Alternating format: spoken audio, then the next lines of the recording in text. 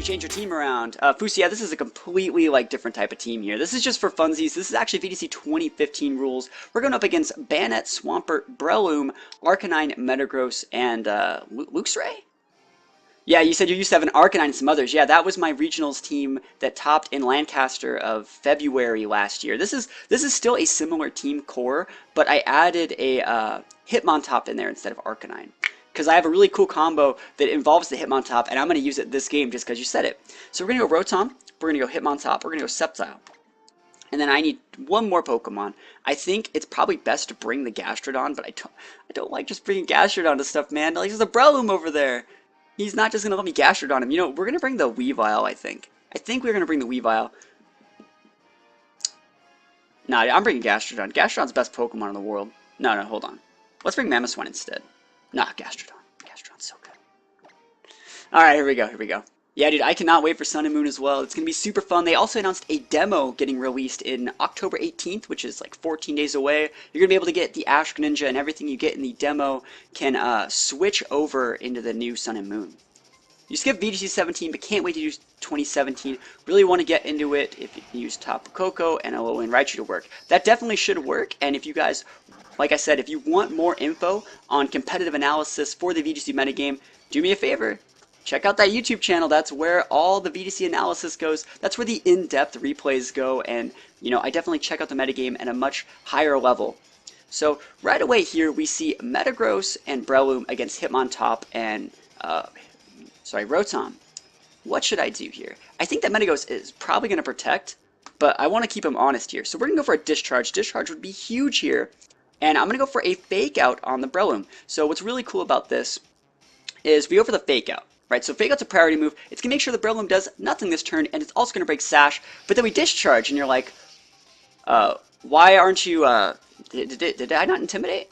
But anyways, I paralyze the Breloom, and I Eject Button with my Hitmontop. I Eject Button my Hitmontop, and it lets me get, like, a potential free switch off into Sceptile. But I'm going to check my Hitmontop. Do I not have Intimidate? Oh, I have Technician. That's funny. This Hitmontop was made for a completely different thing, and I just kind of used it. Do I even really want to? Yeah, we'll go Sceptile here. I don't think he's really just going to be popping off against my Hitmontop. He could be going for a Zen Headbutt, but we'll see, yeah. Oh, no, this is a bad idea. Live. Alright, cool, we lived.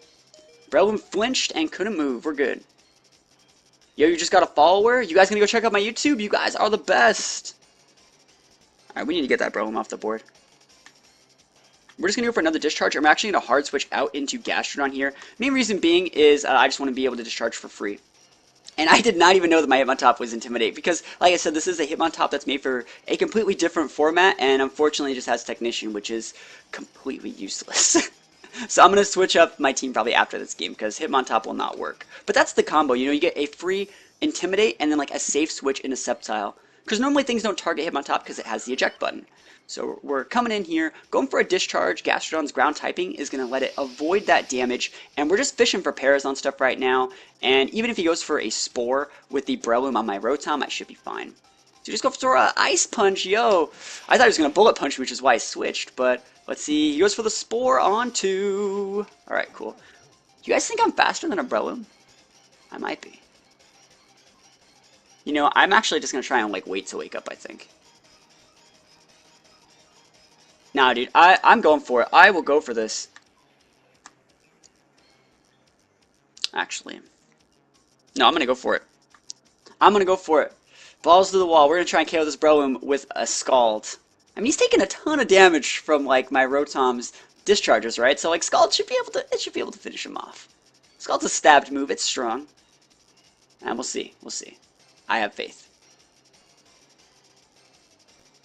But yeah, if you guys are interested in any of the Pokemon metagame, right, and you guys want to know how to like prepare yourself the best way for Sun and Moon, you guys got friends who play Pokemon, you know, share this stream, get them in here. I know I have like Twitter and other social media. I tweeted that I was going live. If you guys want to share that with your circles, that'd be really cool as well. Rotom's going to be asleep because that's how sleep works, and we're going to, alright, so we're faster because Breloom's parried. Can we finish off the Breloom? Yes, we can. So the big threat, the big Pokemon that checks my Gastrodon is now gone. He has like Metagross and a few other Pokemon that don't really have any KO pressure on my Gastrodon at all. So I should be fine. should be fine here. He's going to come in with Swampert. How's it going, man? Teano, my buddy. And we see a Swampert come in here. Swampert is really good against Rotom, but remember, Gastrodon's ability is Storm Drain. So it's going to make all water attacks get redirected into Gastrodon. So my Rotom's completely safe. I don't even have to like try to attack that Swampert here.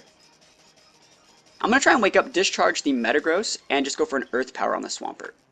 That's my play. Let's see if it works. Let's see if we can get this to work. Here we go. He's going Mega Swampert, so what this tells me is he has access to potential Wide Guard, which can block my discharge, which isn't really that important. He also has access to like Earthquake and other things. Earthquake is stabbed. It does decent damage to my Gastrodon, probably only roughly 30%. So discharge is going to come in hot. It should be able to finish off the Metagross. There we go. And what is he coming in with? He goes for the EQ, which is the correct move here.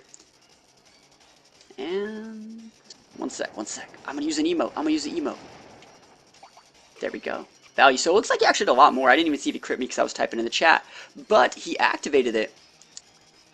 And let's see how much this does. This actually shouldn't do a lot. It should just do a decent amount. Yeah, decent amount. So we know that he's probably going to go for EQ. But Swampert doesn't have any priority moves. We might just want to like lose the Gastrodon and come in with Sceptile eventually. I wish I had better moves in my Gastrodon, but I don't. He has one more Pokemon left. It is that Arcanine. I think that I can eat that one up. So we're going to try and get the Arcanine off the board. Another thing that I really wish my Hitmon-Top had Intimidate, I would just switch my Gastrodon out and get a juicy Intimidate on these guys, these two big physical attackers. So we're going to go for that Discharge, and we're just going to go for a big Scald. I should have Scalded the Swampert last turn. I don't really know why I went for the Earth Power. Dude, you guys that are subscribing to my YouTube channel, you are the best, and man, it's so nice just to like wake up, stream, and just have a bunch of people watching.